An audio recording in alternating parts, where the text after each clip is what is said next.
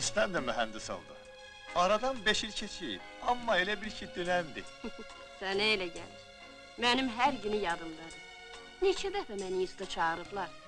Orada məni hamı tanıyırdı. İnstitutda bir pişik vardı. Məni görən kimi çəkilib yol verərdi. İndi uşaqlar yaxşı pul qazanacaqlar. Murad da Allah qoysa sabah bir gün institut qutarıb mühendis olar, ev də alarlar inşallah.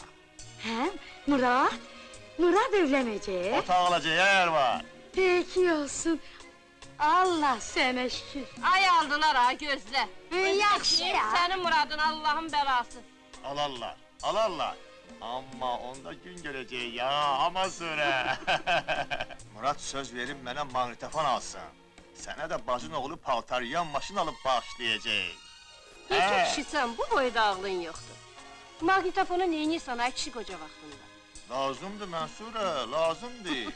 Musiqi mənim yaman xoşuma gəlir. Hə, sənə də paltaryan maşın lazımdır axı. Hə, bir də bilirsən nə var? Sənə şub alacaq. Deyəsən balam, sənin könlünə trilyat düşüb axı.